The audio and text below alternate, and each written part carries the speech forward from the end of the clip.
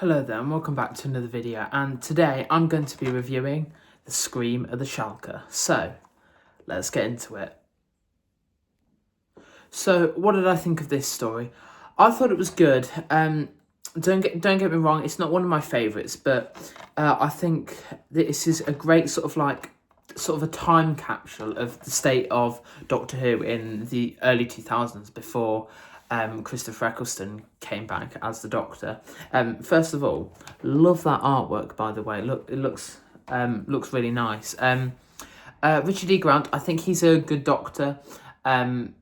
Considering like it's just animation, and I don't know how the script was written, but yeah, I think he's a good Doctor. There are some bits where he shines at, but other bits you can just easily see another Doctor sort of like taking his place. But yeah, I do love his performance in this. The story, I think it just works really well, and I would love to see this sort of adapted into a live action story. Like, I could easily imagine sort of like Peter Capaldi in this situation. I think his Doctor and Christopher Eccleston's Doctor were the ones I imagined most would fit this type of story. Like, I feel like this is very sort of like the Zygon invasion / inversion, and the sort of like the bits in season 10 where Missy sort of joined the TARDIS team with Bill and Nardole. I feel like that's a very sort of like 12th Doctor sort of like type of story. And speaking of the Shalka, like the way they look is just amazing. I love how it's sort of like shorter episode lengths, but there's more of them. I think I prefer that than the 25 minutes of 6 episodes. I feel like obviously they were built to be broadcast sort of weekly, like in classic Doctor Who, but like for me, who's grown up with like new Doctor Who of episodes 45 minutes to an hour in one sitting, it's very sort of like action, fast paced. I couldn't watch, like, for example, the whole of the War Games in one sitting, or the whole of Frontier in Space in one sitting. I either watch an episode a day over 5 or 6 days, or I do 2 episodes, couple hours break, and then a couple more. I feel like my enjoyment and my excitement of it just breaks up. So I really like how they did this, and if Doctor Who ever sort of returns to that serialized format, I'd prefer it. Like, I think what they did with Flux was really good, and I think Flux is a highly underrated series, considering they filmed it during COVID and stuff like that. But yeah, the Shalka, I think, look amazing. How they didn't really reveal all of it until like later on in the story, because usually the cliffhanger for like a part 1 or a part 2 is the reveal of the monster, which I always feel damages the story when you can see it how it is there in front of you at the very beginning. There's no build up, like there's no sort of tension of what it looks like. But yeah, I feel like that it has more, it's affected on the story, and I think the way they animated it, don't get me wrong, the animation's far from perfect, but considering it was 2002, 2003, I think it's really good. Like the use of shadows, I think, yeah, it looks amazing. And yeah, I think like the Shalka, like when it sort of like it brushes past the camera, like underneath that, like when the pavement caves in, thinking there's just a TARDIS there, and you just see the shadow like move across the screen quickly. I just feel like that works really well. But the highlight of this for me, and the sort of main reason why I wanted to watch this episode, is Derek Jacobi as the Master. I did meet him last year, I think it was. Last year, or might have been 2024, at a convention in Milton Keynes in the UK. And he's one of the most loveliest people ever. Yes, he's been like in Doctor Who and like loads of other things. He's got 1 or 2 knighthoods. I think he's got one from Denmark as well, but I'm not too sure on that. But yeah, he's one of the most down-to-earth, funniest people. Even though he had like a really long line, it was like stretching around the corner, I had a conversation with him for about 10 minutes just talking about Doctor Who and his stage work, and I can't remember the name of the show off the top of my head, but he did this show with Sir Ian McKellen, and we were talking about that for ages, and because I used to really love watching that.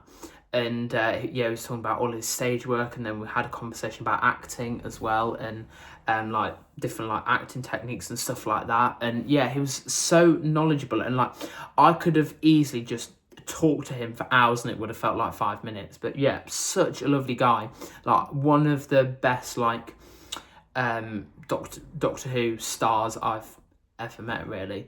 But yeah, back to the story. Quick sidetrack there. Like his master, like not just in this, but if you've ever listened to the War Master stories from Big Finish, he is absolutely incredible. Like the way he's sort of like, even when everything is going wrong, he is calm. He makes it part of his plan. He knows, he's very sort of like very calculating, what I imagine the master to be. And I really want to listen to some more of his War Master stuff, because it is honestly incredible. They're so well worth listening to. I've listened to War Master, is it only for good, the first one, and then Self Defense, when he has the one with David Tennant. That was really good. But I do want to listen to the one where he's sort of like the headmaster of a college, and I think it's Rage of the Time Lords, the one he did with Paul McGann. That looks also really good. And the one where he was like Sherlock in the Land of Fiction. I feel like I thought that the cover of that looks really good, and the description of the stories. But yeah, like he's so like calculating, so calm, and even when something goes drastically wrong, he's like, no, this was always part of my plan. And yeah, I just love like his calm voice, but he's very like very sinister, and like yeah, I just feel like his performance is so real, if that makes sense. And yeah, I really wish he has done more like of the master on screen. I would love him to like come back if he's able to. I think he's like in his 90s now, but 90s, late 80s. But yeah, he's honestly amazing, I think. One of the big changes as well is the TARDIS as well. I really do like this TARDIS, how like there's so many like explorable areas, what it looks like. It's very much sort of like a blend, I think, of the TV movie TARDIS, and obviously it wasn't even thought of then, but the series 5 to 7A 11th Doctor TARDIS, it sort of like gives off that vibe of like the time rotor. But yeah, I love that TARDIS, and I would love to see it in live action if they ever sort of did that type of thing. But yeah, I think this is a great story, and obviously I would have liked the animation to have been a bit better, but I feel like, considering they didn't have much time or resources, I feel like they did the best that they could, and you're more there for the story, and like if you sort of take on board the story and like all the what the characters are saying, I feel like that's sort of the main point of the story, really. Though this isn't sort of part of the story, the special feature, I can't remember what it's called. Oh yeah, Carry On Screaming, the sort of making of documentary for Scream of the Shalka. If you haven't bought this DVD, I really recommend it. Is even just for that documentary alone, it sort of says about how it came into being from just sort of like an idea for the 40th anniversary to actually coming into fruition and being like this, how like there was a very sort of grand scale of like a 13 episode series, and then it just had to be like scaled down. But it was funny to see that it was a couple like weeks before this came out, and it was announced that Doctor Who was coming back, and then they just had to release it. And yeah, like that, you very much feel like they're up against it, if you get what I mean. But yeah, I think that one of my favourite making of documentaries, I think, and it's worth it just for that, even if you don't like the story. But yeah, I do think this is a great story. Don't get me wrong, it's not one of my favourites, but yeah, I think the highlight for me is Derek Jacobi as the Master, and it's great to sort of see Richard E. Grant giving his take on the Doctor. The main thing that wanted me to get this is that obviously I'd never seen it, but also during, I think it was Rogue, the episode, yeah. So during Rogue, when you saw like all the Doctors, you saw Richard Grant's Doctor, and obviously I was aware of Scream of the Shalka, but I hadn't actually seen it. But yeah, this is a great episode, and I really recommend watching it, especially for that making of documentary. They also say how they had to put it on the BBC website, and it wasn't very it talks about more of the BBC website in that time, which I didn't really know about.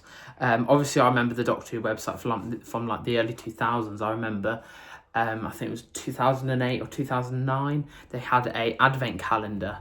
They had an advent calendar, and you could like open a day, and there was like a mini game or an exclusive clip from the next Doctor.